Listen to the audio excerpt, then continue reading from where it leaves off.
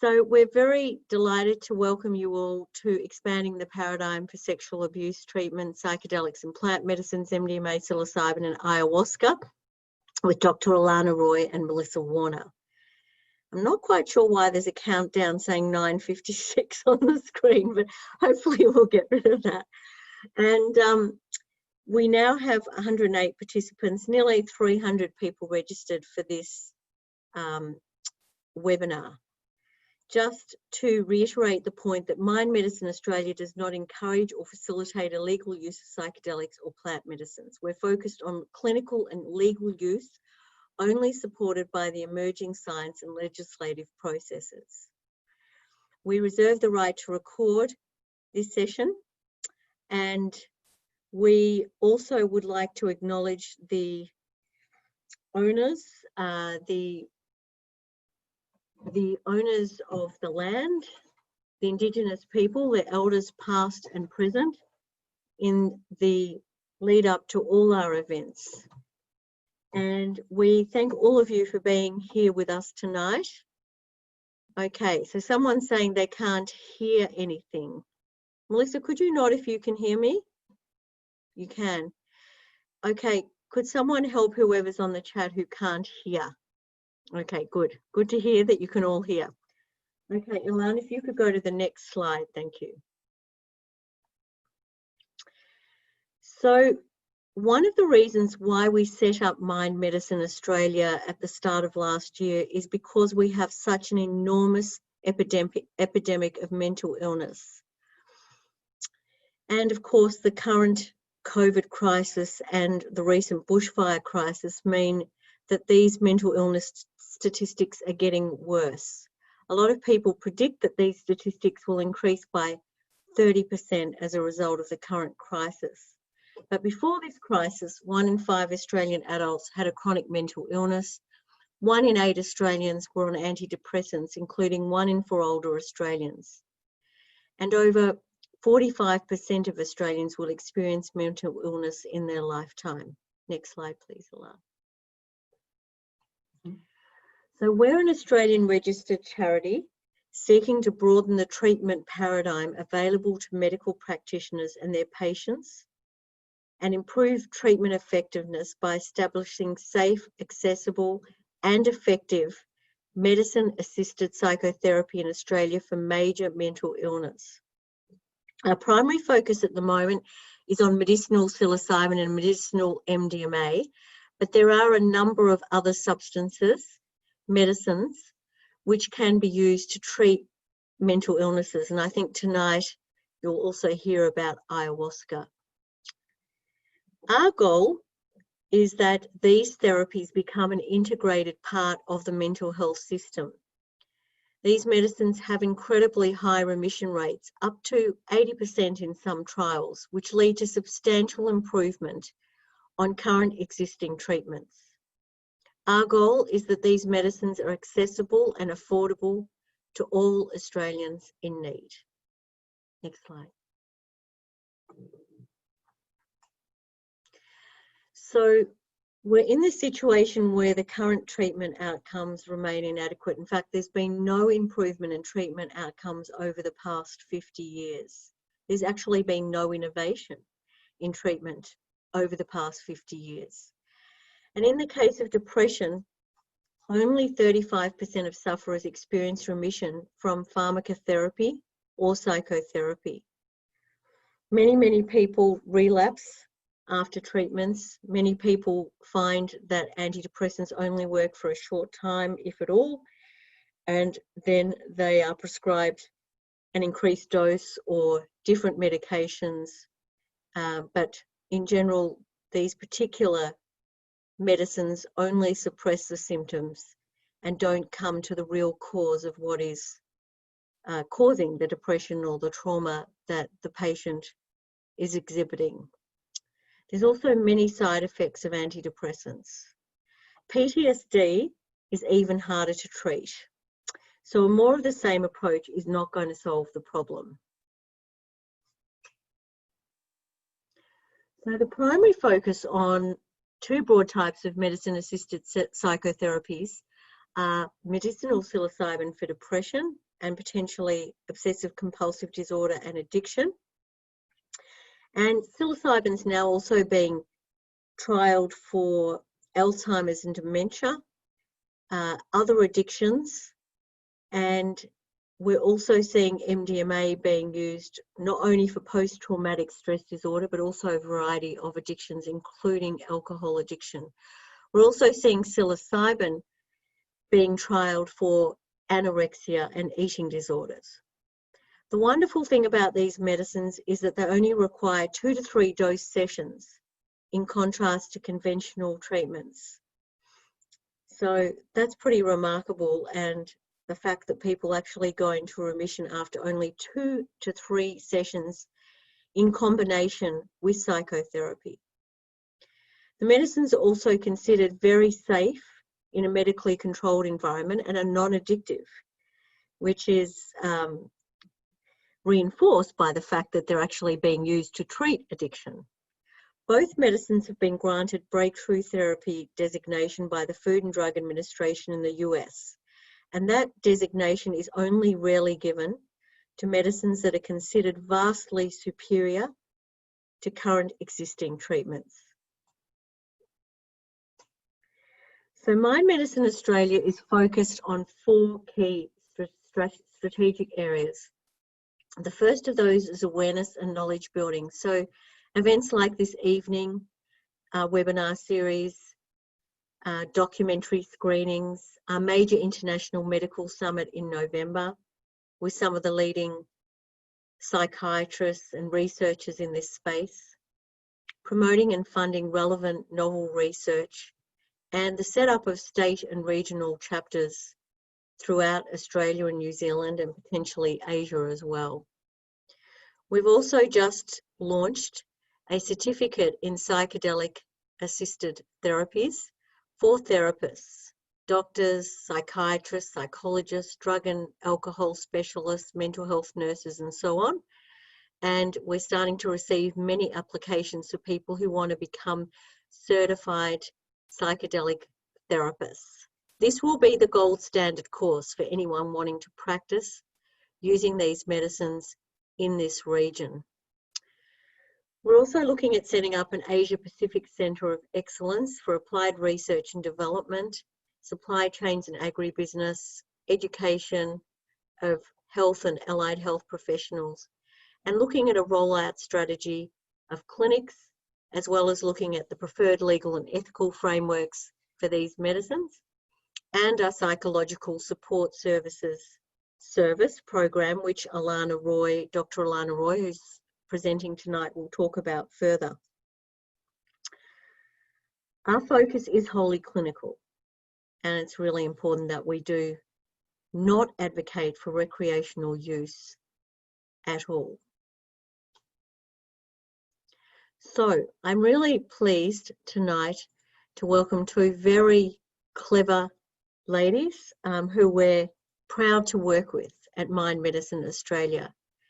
They are Dr. Alana Roy, who's a clinical psychologist and social worker with a very varied background, and Melissa Warner, who works with us in education and communications and is a wonderful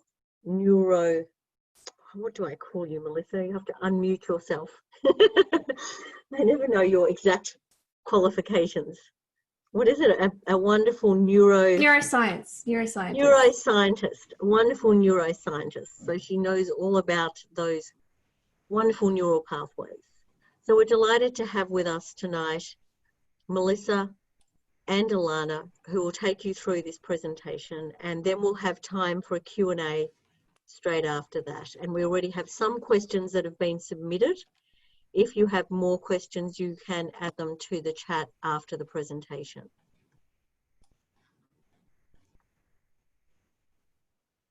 Okay, so it's over to me, Tanya. Can I have the next slide, please? Okay. So my name's Dr. Alana Roy. I'm actually a general psychologist and a clinical mental health social worker. So I just wanted to clarify that. So just want to look after each other online tonight. Just acknowledging that many people listening may have had their own experience of sexual abuse and potential for family members, as well as working with clients. So we, on this online platform, because it's been recorded, we won't be sharing, you know, any trauma memory in the chat or in the Q&A, just to keep each other safe on this platform. And if anyone is triggered by any of the content tonight, please feel free to contact us through the Mind Medicine Psychological Services, and we can talk to you. And there's also the 1-800-RESPECT national line, and of course Lifeline. Next slide.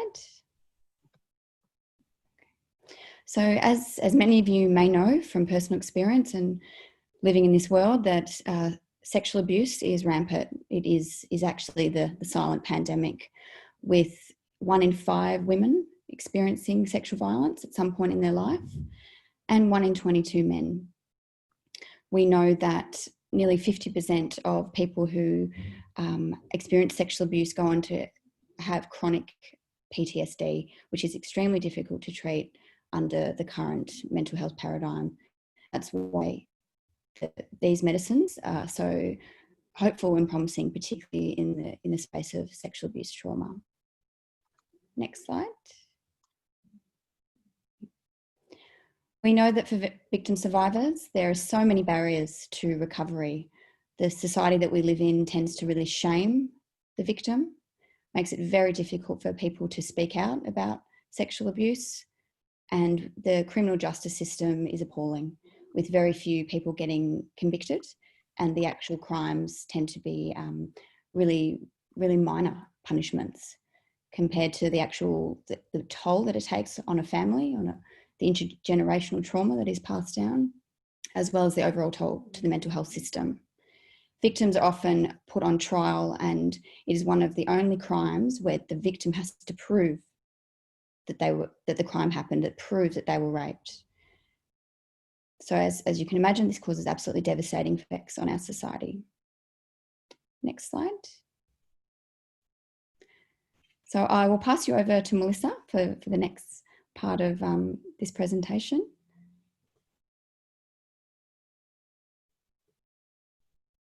Matt? Thanks, Alana. So current treatments involve largely psychotherapy, because pharmacotherapy options like SSRIs and other antidepressants don't really work in cases of PTSD, with only 20 to 30% of participants or patients showing any signs of improvements. That's not even remission rates. Psychotherapy can help and can show some relief in between 30 to 70% of cases. That's not remission, that's showing a clinical improvement. And current psychotherapy modalities include EMDR, somatic re-experiencing, mindfulness, internal family systems therapy, and these are tailored to the trauma case. The challenging thing is with PTSD is that treatment time is very slow and can be very challenging for the patient. The patient has a very narrow therapeutic window, and the time it takes to establish trust and rapport is a bit longer with PTSD. It can also be highly re-traumatizing, and there's a high dropout rate. Between 30 to 50% of patients actually drop out of psychotherapy treatment because it is too challenging for them to discuss and relive the trauma memory. So there is a need for novel treatments in this area.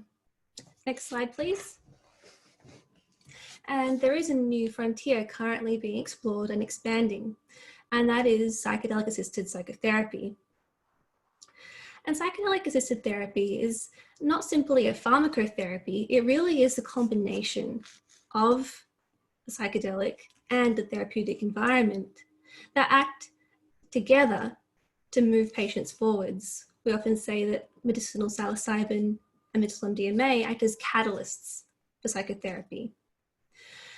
And so there is 2 broad cases of psychedelic-assisted therapy: traditional psychedelics such as psilocybin, LSD, DMT, and ayahuasca, and entactogens. They're 2 related compounds, psychedelics and entactogens, but a little bit different. So the most well-known entactogen is medicinal MDMA, and it's currently being studied for the use in PTSD, addiction, and social anxiety in autistic adults. How MDMA works is it releases serotonin, dopamine, and noradrenaline, with downstream effects also causing the release of bonding chemicals such as oxytocin and vasopressin. There's also changes in the brain activity of patients who undergo MDMA therapy, such as decreased activity in the amygdala, known to be a fear center of the brain. So MDMA helps decrease fear and defensiveness while increasing trust, safety, and one's connection to oneself. Traditional psychedelics, on the other hand, also affect the brain, but in a different way. There's a region of activity known as the default mode network, just along the midline of the brain. And this area of connected functional connectivity is known to be quite tightly correlated and highly active in cases of depression, trauma, anxiety, and various mental illnesses. It's also known to be active when we ruminate, or when we think about the past, or our self-story, our life narrative.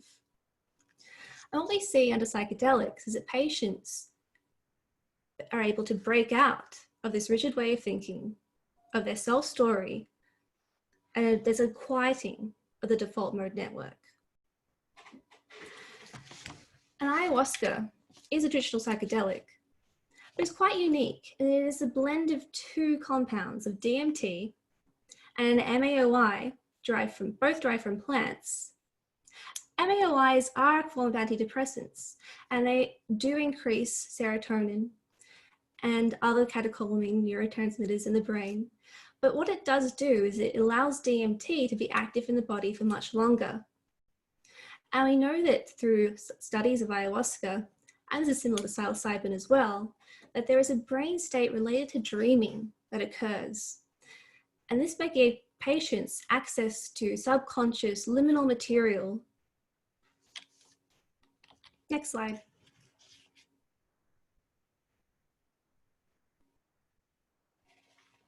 So just a little bit more, we'll start with MDMA, we'll come back to psychedelics a bit later. So current protocols for MDMA show that there are 2 to 3 active doses that tend to bring patients into remission from PTSD. And MDMA is currently most studied for PTSD or disorders with underlying trauma, such as addictions. MDMA serves to disarm the hyper-responsive nervous system that does occur in cases of PTSD, where patients get locked into a state of fear and apprehension.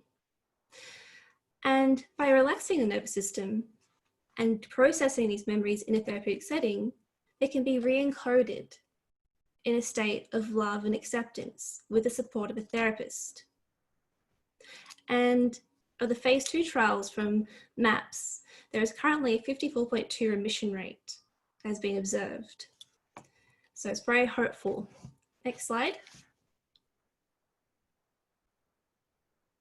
As is the general protocol for psychedelic-assisted therapy, which is quite distinct from traditional therapies, particularly pharmacotherapies. And Tanya did mention this earlier, but just to quickly go through it again, and this is really key for therapeutic outcomes. The therapeutic context will determine treatment outcomes.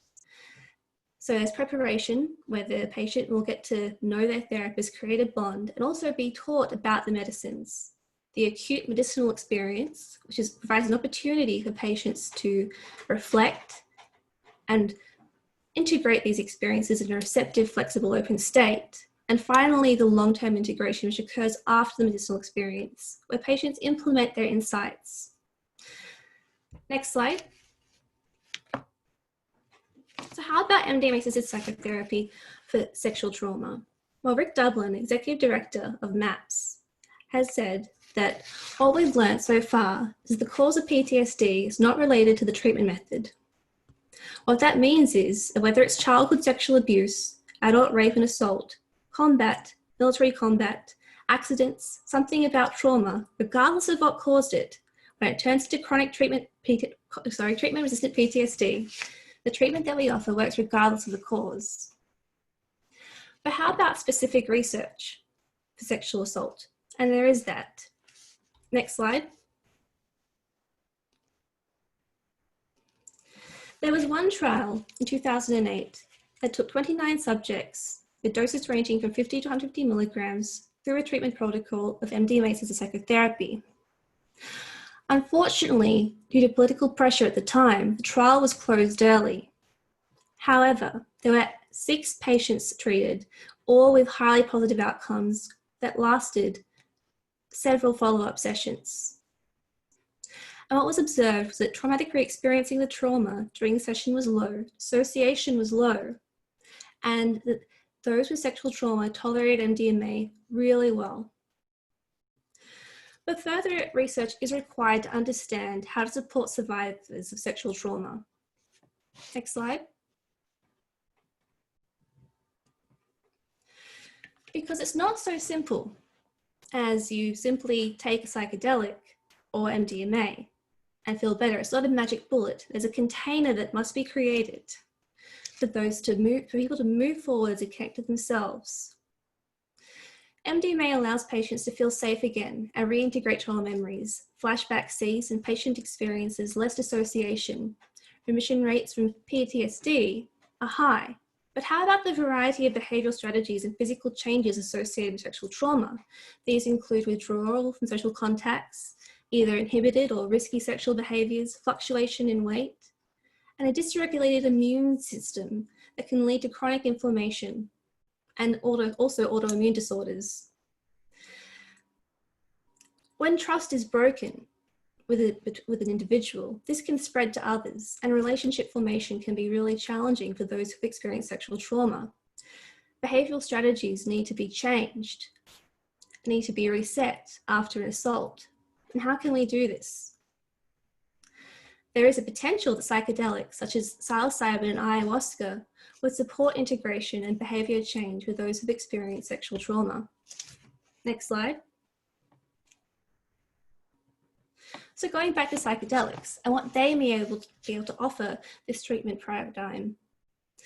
So psilocybin, like MDMA, only requires 1 or 2 doses in most treatment protocols. The current phase 2 trials only use 1 active session. And so far, research is centered on disorders of mental rigidity, such as depression, anxiety, eating disorders, and OCD. This is because psilocybin has been shown to increase mental flexibility and sensitize the individual to the environment and to the contents of their own mind. Psilocybin and ayahuasca provide profound personal experiences through dreamlike imagery, which does relate to the state of the brain, and also the feeling of connection.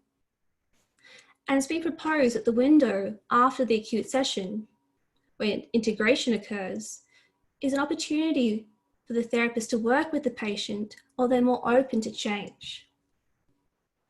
There's only been 1 major clinical trial for ayahuasca so far, but it showed incredibly promising results, both for the body and the mind. Patients were observed to have an increased state of mindfulness and non-attachment after the session, and also, interestingly, showed decreases in inflammatory markers such as interleukin-6. A complication with ayahuasca is that there's more contraindications in terms of antidepressants because of the MAOI, so this does require caution and understanding.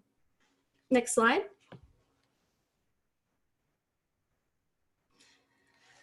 So this proposes a model for how psychedelics such as ayahuasca and psilocybin might fit in to the paradigm of treating trauma, particularly sexual assault, where behavior change is key. So first, there's the preparation, grounding in the therapeutic work and mindfulness training that occurs before the medicinal session. And I would like to point out that most of the psychedelic trials that have occurred so far, both from MDMA and psilocybin, are individuals with treatment-resistant depression. I think this is important to note because these individuals have done some work and do have some understandings of the workings of the mind. I think this is important so patients can ground themselves in the acute sessions when trauma memories do come up.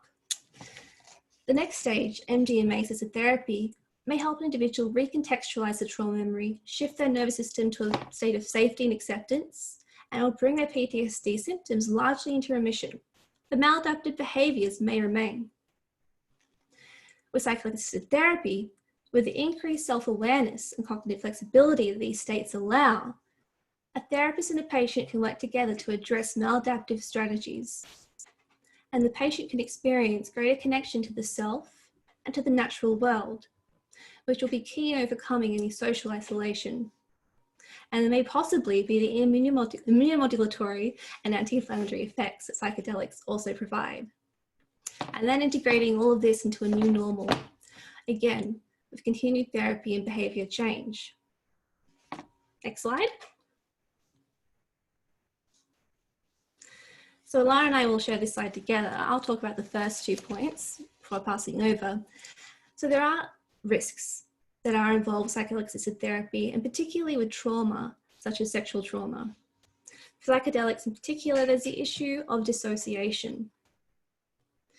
Dissociation occurs because at the moment of trauma, the individual felt their life was at risk. So their mind detached from the body and watched from afar. This was protective at the time, but when this occurs in daily life to loud noises or any re-triggering stimuli, it can be really challenging. And dissociation may even occur in an MDMA or psychedelic session. So it's important to note if a patient is not feeling connected or if they seem blunt or numb, and to address this uniquely as a trauma situation. So trauma-tailored approaches are really important in this case. Then there's the issue of re-traumatization, more so with psychedelics. And careful attention to set and setting, both in the clinic and the situation at home when they return, is really key for ensuring this doesn't occur. I'm sure Alana would like to add something to that point.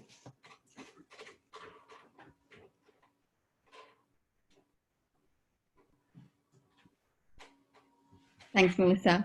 So I just want to mention that I've worked in the field of sexual abuse for the last 13 years in frontline and therapeutic services, and I personally have a trauma background, which led me to visit a legal centre overseas and experience these medicines. I'm very, very passionate about the safety of victim survivors in this context, because although there are a lot of benefits of using psychedelics for sexual abuse trauma, there's also a lot of risks, and it needs to be taken seriously. So we know that there is a community of illegal activity in Australia, and we need to ensure that clients through the psychological services that we're providing at Mind Medicine are as safe as possible, and that they have education around their mental health. For example, it is quite dangerous to do some psychedelics if you've had experiences of psychosis, particularly ayahuasca, and personality disorders. This is still an emerging field of research, but we say that in order to dissolve an ego, you need to have one to return back to. So if you have dissociative identity disorder, personality disorders, or extreme forms of mania and psychosis, these medicines they're very destabilizing and unsafe. And so this is something to consider for yourself personally, or if you're working with a client. Do they have an ego to come back to after it potentially is dissolved under these medicines? Next slide.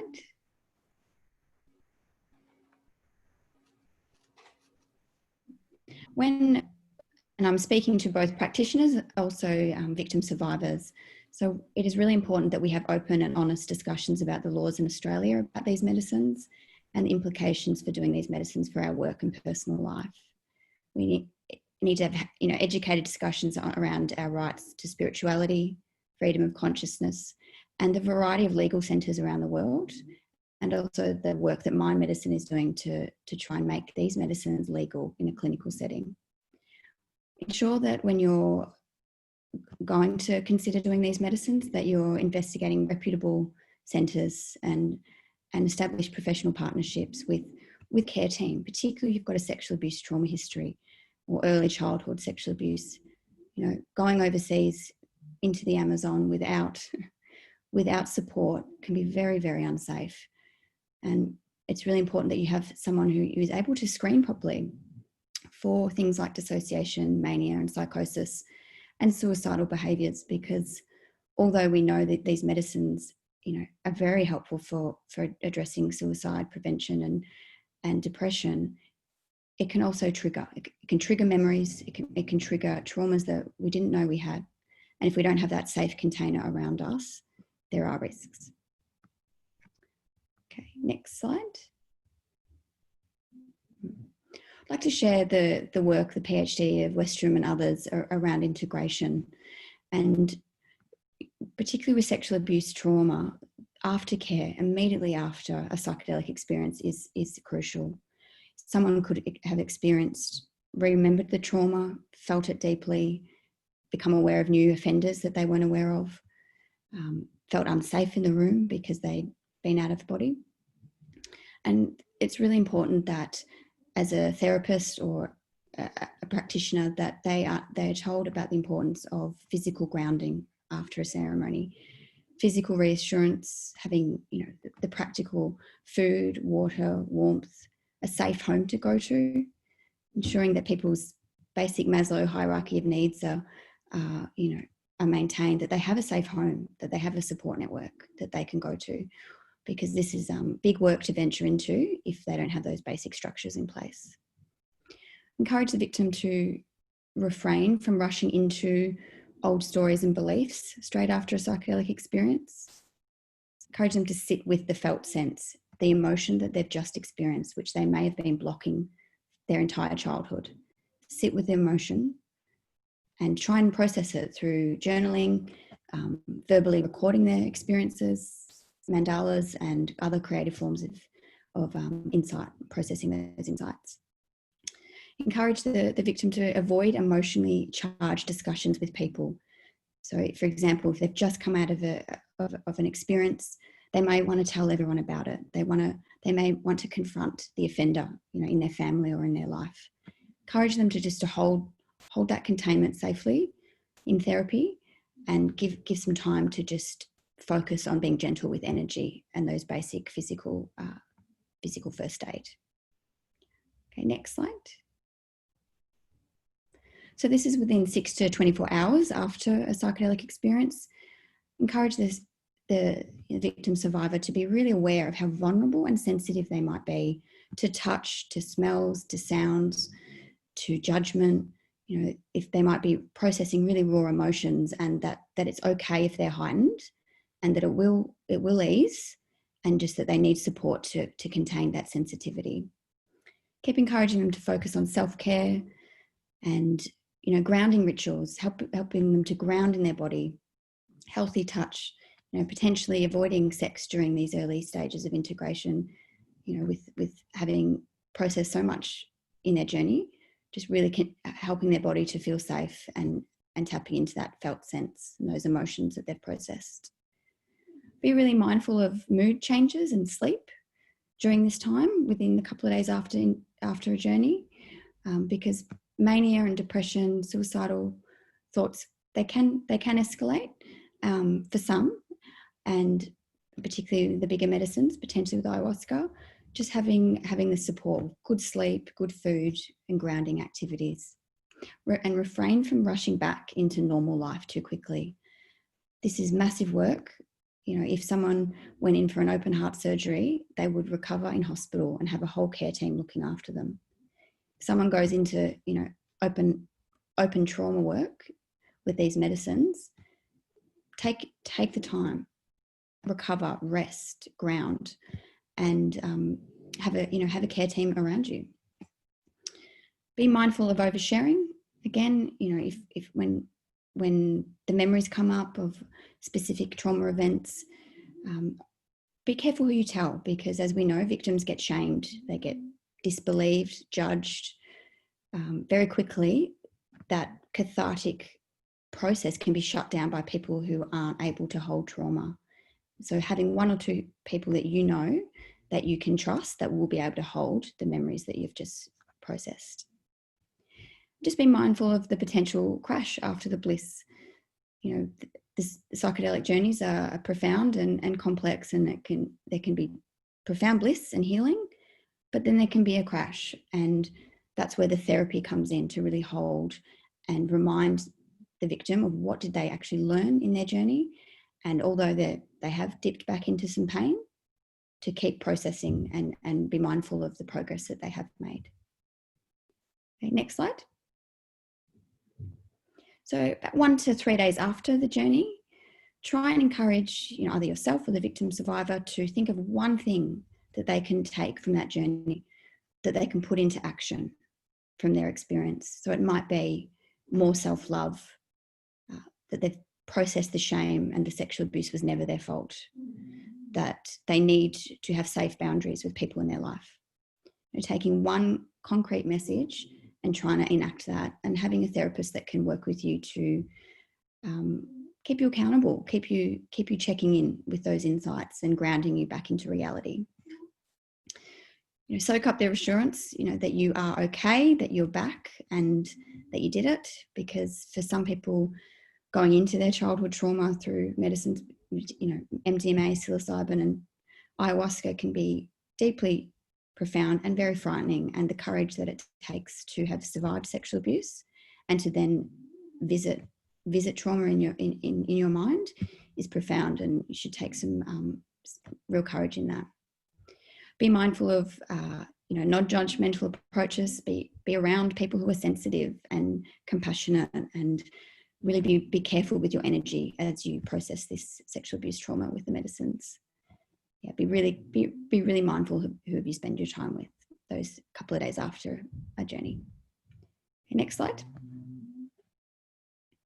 So within 4 to 2 weeks after a journey, the victim survivor can really start to put into, you know, practice, what did those, you know, messages, memories, body sensations, what does it mean? Revisit their original intentions. You know, why did they start the medicine journey in the first place? How can they put some of those insights into practice?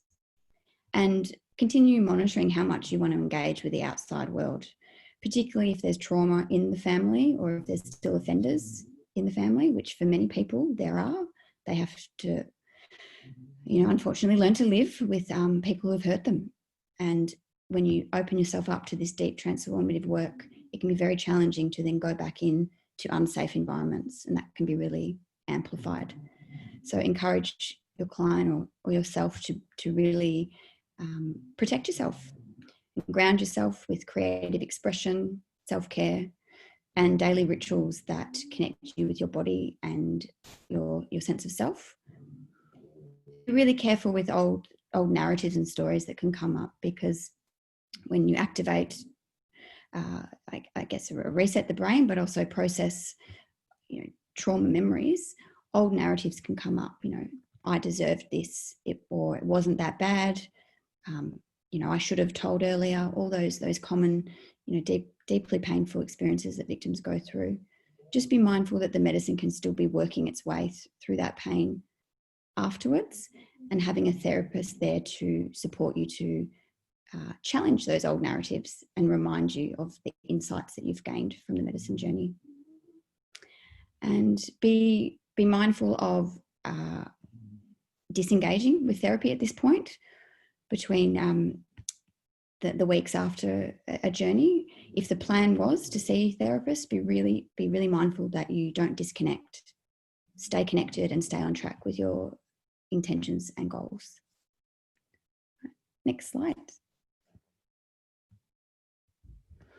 And stage 5, I think it's a beautiful stage. It's really embodying it. This is 3 weeks and beyond. So really starting to live what the medicine has told you and shown you. Embody the insights, process the unresolved traumas, you know, developing your identity, letting go, forgiving yourself, you know, processing shame, really starting to live the insights. And that's the whole point, is that it's not just a journey and it goes away. It's something that's integrated into your life, into your narrative, and into how you learn to feel safer in your own body and in the world. Just be mindful of falling back into old patterns of thinking and ruminating. You know, it's really important that when you engage in psychedelic medicine for treatment, that you're willing to take responsibility for your behaviour as well. that it's a commitment that if you're going to engage in, for example, MDMA, psilocybin, ayahuasca, it's a big journey, and it requires personal responsibility. And that means actually listening to the insights and then trying to make them concrete and practical in your day-to-day life and in therapy. My favorite quote, after enlightenment comes the laundry. So you may receive 10 years of insight, in an ayahuasca journey that can be deeply transformative. However, what are you going to do with those messages and that insight? What action can you put in place? Are you willing to, start looking at your personal relationships, your safety, your sexual safety, how you treat yourself? And after enlightenment often comes the hard work. And that's why having a therapist, trauma-informed medicine therapist is really, really important. Okay, next slide. All right. That was it for me. Tanya, do you want to speak a little bit about the CPAT? Oh, is Tanya there? Yes, I am. Hello. Here I am. Hi. Thank you very much, Alana and Melissa. That was excellent and very informative. We are very appreciative of your wonderful contribution and knowledge that makes such a difference to the work that we're doing here. So we're very proud to have just launched our very first certificate in psychedelic assisted therapies, which is in fact the very first certificate of its kind in the Southern Hemisphere. It's a 4-month program which aims to train therapists to deliver these incredible therapeutic interventions. We just launched registrations on Monday this week, and we've already had a lot of outstanding applications, and we encourage any of you out there who are therapists or medical practitioners, social workers, mental health nurses, addiction specialists, and so on to apply. We have 2 intakes, one starting in January 2021 and one in July 2021. And as I said, it's 4 months part-time, which includes 2 3-day weekend workshops and a 1-week in-person intensive, as well as online units and other learning and education. We're very thrilled to have brought Renee Harvey, who's a clinical psychologist from Imperial College, who worked on the psilocybin trials, to actually design and manage this certificate for Mind Medicine Australia. And she's outstanding and is working with other wonderful therapist trainers to make this really the best course around. Well, certainly there's no other course around like this in this region. So yeah, that's really about the certificate in psychedelic assisted therapies. And if you're interested, put your application in as soon as possible. It's all online. And I think that the link, yes, has just gone online for anyone who's interested in doing that. We've turned the chat function back on as well on this webinar. So if you want to ask a question, we will shortly be asking Melissa and Alana questions. Alana, I might just ask you a question here that's just come up on the chat. I'm not sure. Yeah, okay, I'll read it to you now. One of the earlier slides mentions that a history of a previous suicide attempt excludes people from participating in trials. If the trials prove fruitful, will this exclusion criteria still apply? Or Melissa, you might know the answer to that. One or the both of you, I'm not sure if either of you want to comment, but if not, you can comment to the person on the chat if you're not sure. Melissa, you want to comment? Currently, that's right, that previous suicide attempts are a contraindication for clinical trials. And this is just because we want to ensure patient safety in this time of actually determining the best way and the efficacy of psychedelic assisted therapy. This isn't to say that this is always going to be the case. It will be for now, But obviously, those who have experienced suicidal ideation and those who have previously tried to commit suicide are in desperate need of help. It's just a matter of ensuring that the set and setting, the context and container are appropriate for them. Yes. And what that would mean in terms of potentially requiring lower doses of the psychedelic with more sessions. These things have to be determined in future clinical trials. And this is the reason why further research is so important, because although each indication is approved, there is many more to be investigated, and we do want this to be available to those who need it. So it is something that everyone must be aware is not an easy fix, and we need to create the right scaffolding for each patient type. Thanks, Melissa. I'll just add to that with Mind Medicine Australia, we have a psychological service which provides a whole range of services for people in the community. And although we do not endorse illegal use, our focus is on clinical use, our psychological service does provide therapy, group integration, Zoom groups, study groups, etc., for people who are using the medicine, and however they're using the medicine is up to them, whether it's at a legal centre or in Australia. Our role is to provide a professional mental health service. So, for example, in regards to suicide attempts, we know that many people who've had depression, anxiety and PTSD have attempted suicide. There's a large proportion of these people who go overseas to get treatment in legal centres. And our service can help provide a wraparound approach to these people, therapy here and support, so that when they go to these centres, they're linked in and connected, and also when they come back. So Melissa's right that there's the need for really safe, strict clinical protocols, but there is legal centres overseas that have different protocols, and our psychological services can work with you around risk assessment and safety for the suicide, mania, etc. So I just wanted to thank you very much for that, Alana. Of course, you're the practice manager of the psychological support services, and it's great to see, how much support you are providing to people already. And yeah, we welcome anyone who needs support to contact us for that. There's a question here as well. I'm interested if general registered psychologists can apply for the certificate. As only endorsed psychologists have been listed. Yes, indeed, general registered psychologists can apply. I'm not sure why it says only endorsed psychologists on that slide, but certainly anyone can apply for that. There's also, there's another question here, which I might ask you, Alana. We're going to finish those slides in a minute, Ilan. What's your take on repressed memories that come up in these medicine sessions?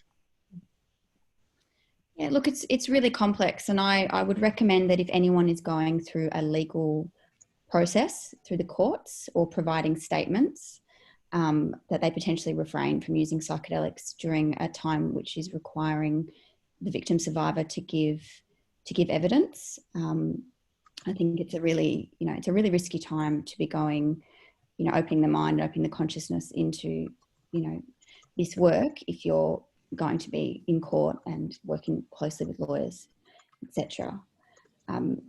From my experience and the work that I do in the community and in sexual abuse, these medicines can reveal very clear episodic memories, and they can reveal offenders that people weren't aware about, emotions they never, have really truly processed. But also there is parts of the medicine that is metaphoric, symbolic, and for some people even, depending on their spiritual paradigm, prophetic. So it's a complex topic. Victim survivors should be supported with a therapist to unpack what they've seen and to really not rush and take their time to get a sense if that feels real to them, or if it was an image potentially that they, there's a lot of collective images. For example, with ayahuasca, people can feel collective pain, collective trauma, images from news, from movies. So, having a really experienced therapist who can help them understand, is that your personal trauma, or have you gone into a collective space and actually witnessed something that is maybe symbolic or metaphoric? And from a trauma point of view, dissociation is very strong. And the difference between a repressed memory and a dissociated memory is a little vague. And it can be, for example, that a person is aware that something bad happened in a particular time frame, but can't actually access those key moments where the trauma occurs. And was that repressed, or is that something that is just literally too hard to bear, too hard for the mind to bear until given proper support? And this is quite common with MDMA therapy. The person can actually narrate for the first time the instance of their trauma. Okay. Thank you, Melissa. Ilan, do you mind just whacking just those last couple of slides on, and then we'll come back to a couple more questions? Thank you. So this is a wonderful quote from Tim Ferriss, who's been a great supporter of psychedelic assisted therapies around the globe. And he said he views the next 5 years as an absolutely golden window. There's an opportunity to use relatively small amounts of money to have billions of dollars of impact in terms of helping people heal mental illness and to affect millions of lives. There just aren't that many opportunities that are so dramatically obvious. If you want to bend the arc of history, I think this is one of the best opportunities you will ever have.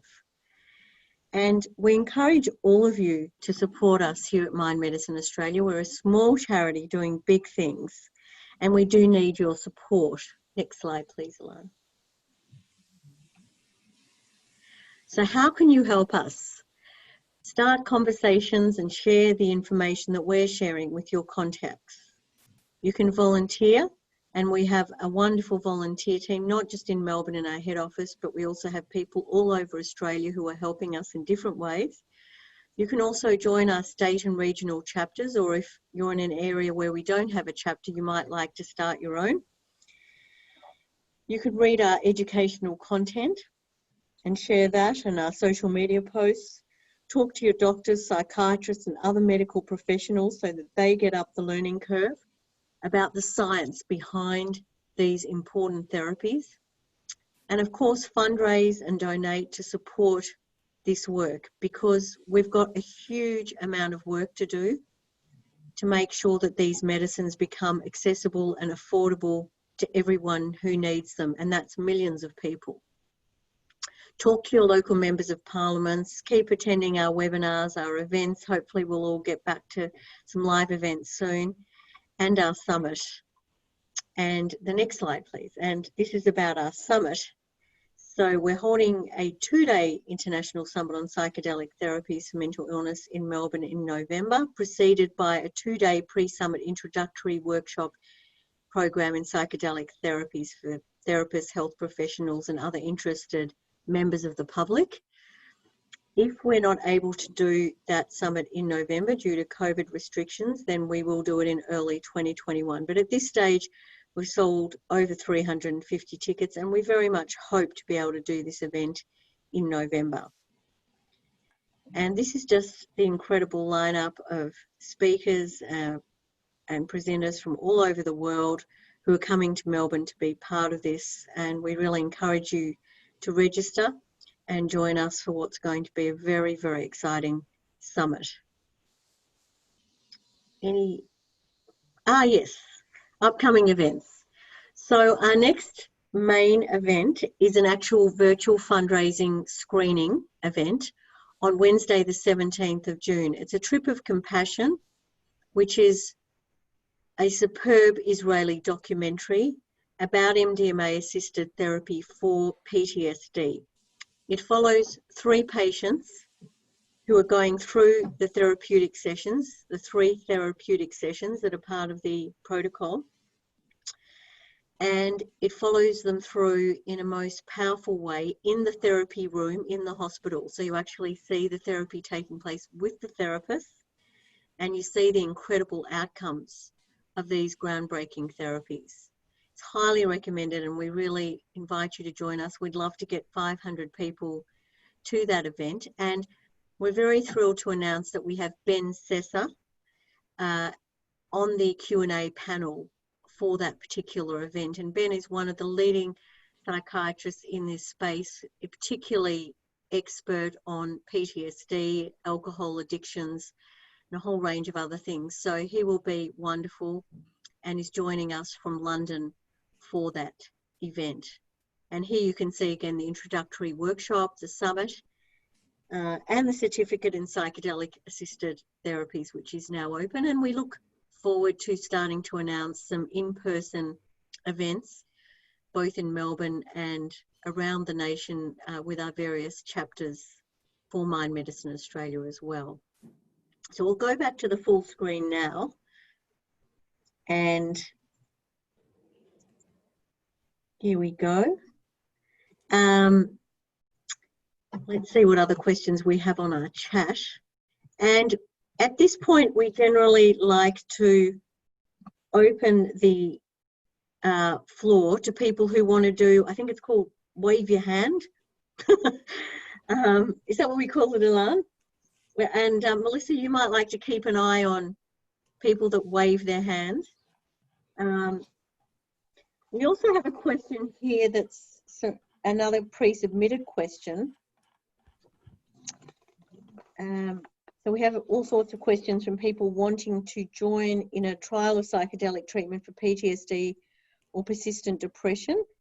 So we have lots of people asking us to join trials. And at the moment, these trials are not really taking place in Australia. There's only one trial currently taking place at St Vincent's, which is for end-of-life distress using psilocybin. And so unless you're experiencing end-of-life distress, we can't enrol you in that one. And we hope that you're not yet experiencing end-of-life distress. But please keep in touch with us. And if trials do come up, then, you know, we'll let you know as soon as there's opportunities to participate in them.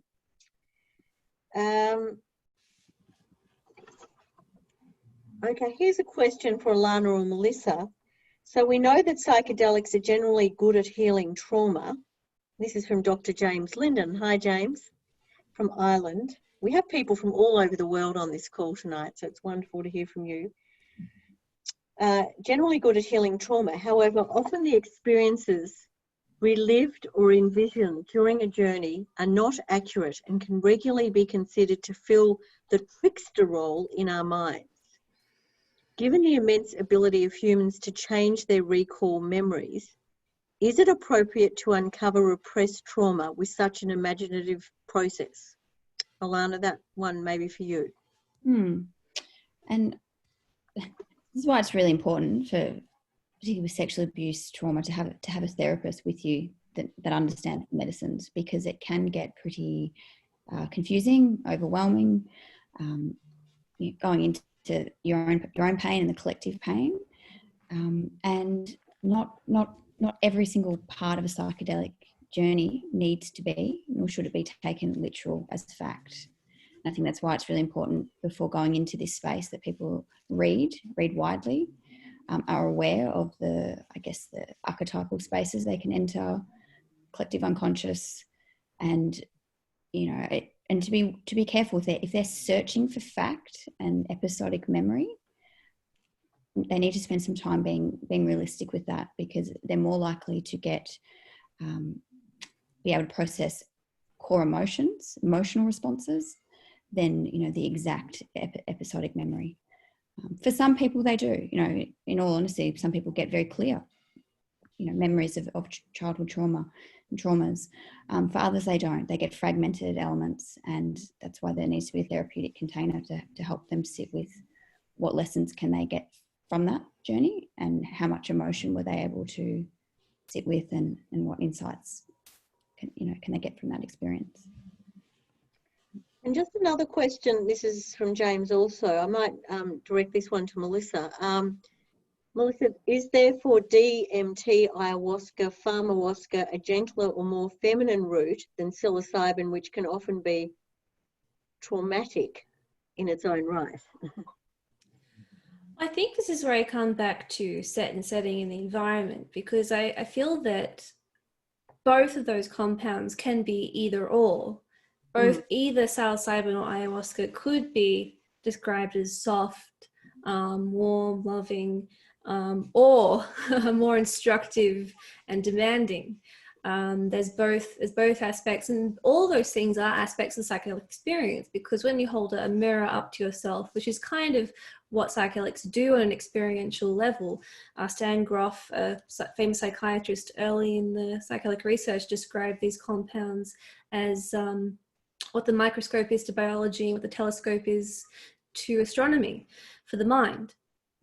So I feel like there's definitely the whole breadth of experience in both.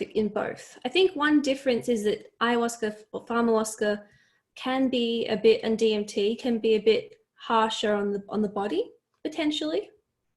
And there's the common experience of purging or throwing up at the beginning of the experience, which, I don't know, depends on your outlook, may actually make you a bit more relaxed afterwards, because there is that element of a physical shift, or for others could be quite challenging. So I think it's going back to environment and context, and the fact that that is in deep relationship to the experience that you have on a psychedelic, and why the therapist is really key. And Melissa, you can add to this as well, that with MDMA, it being an empathogen, is potentially a gentler step, as compared to ayahuasca, because you're grounded in your heart more potentially, in your body, and it's less visionary and psychedelic in that sense. Which one were we talking about there? MDMA. So for MDMA, yes, sorry. It can be a gentler pathway for treatment than going straight to ayahuasca, for example. Which is why in that little circle diagram I made, I put MDMA assisted therapy before psychedelic assisted therapy for future potential protocols of sexual trauma treatment. Yeah. Ground the patient, get them in their body, get them to feel okay, shift their nervous system, and then do the deeper work. Thank you. That's very good advice. So what we'll do now is, if people would like to raise their hand, so it's so called, and ask a question, we have time for probably 2 or 3 more quick questions and quick answers, ladies. And I'm just looking at the chat again. Is anyone raising their hand, Ilan? Can you? No? Okay. So, but Sammy raised, just to pick up on that, Sammy raised a good point around, whether it's factual information that's coming forward or not, being able to accept, allow, release the emotion. And I think that's really, I think Rosalind Watts talks about that in her, ACT model with psychedelics, looking at the pearl that you can get from whatever information is coming forward, whether it's, you can identify with it or not on a personal autobiographical level or a collective level. What is the pearl that you can take from that experience and feel it in its entirety? Yeah, I love that metaphor of diving deep with psychedelic to bring up a pearl of wisdom, and going through the muck of the clam, deep in the dark recesses of the unconscious. One question that came through was that famous, sorry Melissa to interrupt for a moment, isn't that famous quote by Joseph Campbell about, the greatest gift is in the darkest cave you fear to enter? I can't remember the exact quote, but yes, there is one like that, and and that's why Rosalind Watts has named the model ACE, which is accept, connect, embody. Allowing oneself to connect to those dark feelings. This is the key difference with, I think, psychedelic assisted psychotherapy and many other modalities, is that it really encourages, like mindfulness-based therapies, approach and acceptance towards these challenging feelings, not necessarily changing them yet, first allowing, witnessing, being with. And I actually, related to that, is one of the questions that was sent in that I would like to address. And that was asking if childhood sexual abuse can be related to future addictions, such as sex addictions, gambling, and food, and if psychedelics can help with that. And that was from Rizwan. And I think definitely the case. And there's that wonderful line from Gabor Mate, something along the lines of, the question to ask is not why the addiction, but why the pain. And unfortunately, when it comes to addictions, people often looking at the neurobiology, the need to break this habit. But really what the habit is for is a strategy. It's a coping strategy. And before the person, or so often before the person can truly let go of this habit, of this coping strategy, they need to address the pain that's underneath that. And that's what psychedelics aim to do. What's fundamental about the approach. Thank you, Melissa. We're getting a lot of questions in the chat about what kind of qualifications you need for the certificate in psychedelic assisted therapies. And the answer to that is that really the criteria on the website and in the application process. However, we really encourage you to apply if even if you think that you don't quite meet the criteria, but you've had a lot of experience as a therapist or working with people as a counsellor, because we are looking for people obviously who can hold this sort of space and who have this sort of experience. So you can also put an inquiry into hello email, CPAD email, sorry, on the certificate site, and we will refer that to the selection panel, and they can then clarify. But if in doubt, you know, what have you got to lose? If this is something you've always wanted to do, then apply. And if you don't get in this round, there's every chance that you'll get in future rounds. We're also hoping in the future to provide a second tier of training, which we can't do just yet, but we will hope to in the future provide what we call an apprentice stream for psychedelic therapists in apprentice training, I suppose. Alana, do you want to mention that just briefly? Well, just that, look, it's an evolving space, and we've set the criteria as it says on the website and the application form. But please make contact with us, because we also have peer supervision groups. So a lot of professionals are now connecting with us. It's only $35 for an hour and a half with me and Renee, and multidisciplinary people in the field who want to get more skills and can apply later, in 6 months, a year and a half. And we also have student study groups. So for people who are not yet qualified, but are studying to be a GP, psychiatrist, etc., social worker, we've got a study groups going. So we're really trying to bring everyone in. We want there to be a space for everyone in this, this new paradigms. And if you're not eligible now, our goal is to try and make as many people eligible as possible. But connect with us, establish a relationship with us so we know you, we can work with you and, increase our skills together. Okay, now thank you, Alana. There's a question here. Is there any indication that psychedelics might be contraindicated in cases where a patient seems too open and okay about discussing the abuse in their past? Can you say that again? Is there any indication that psychedelics might be contraindicated in cases where a patient seems too open and okay about discussing the abuse in their past? So they maybe seem too together or too, not being triggered, perhaps I think that question means. I don't really understand the question still, but... Okay, no, that's fine. Well, Rebecca, who asked the question, may like to explain it. If she does, she can unmute her mic. Then Kane asks, so will therapists be required to have had the experience themselves? Alana, you might like to comment on that, being on the steering committee. What we're looking for is people who have had transformative experiences and can hold considerable amount of depth and darkness and clinical skills. And, for many people that does require having to have had either transformative experiences through psychedelics, altered states of consciousness, or their own, as we call it, their own dark night of the soul. So in order to do this work, it does require most people to have had suffered and to be able to sit with suffering and to be able to hold that suffering.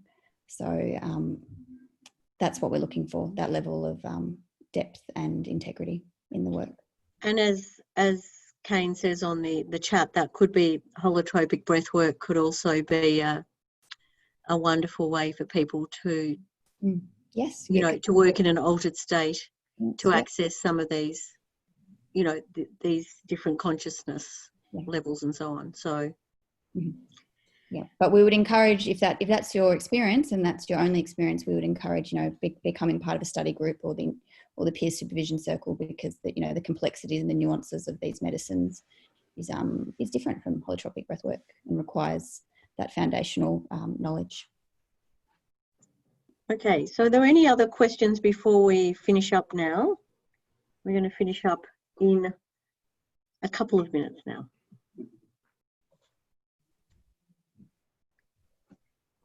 We have a list of legal centres on our psychological services webpage, so you can visit that site and download a PDF. Okay, I think with that we'll say a big thank you to you, Alana, and you, Melissa. Virtual clap for all. Thank you, and we look forward to seeing all of you at our events. Please send us emails in with any questions that you may not have wanted to ask on the chat tonight, and we will do our very best to reply to all of you. And please let us know any questions about the certificate, and we hope to see you at the next event, the virtual screening of Trip of Compassion. Really powerful, worth watching. Thank you all, and have a great evening or day if you're in another part of the world. Thank you. Thanks, Tanya. If anyone wants the slides, they'll be available as well. The slides will be available. Thank you, ladies. It was wonderful.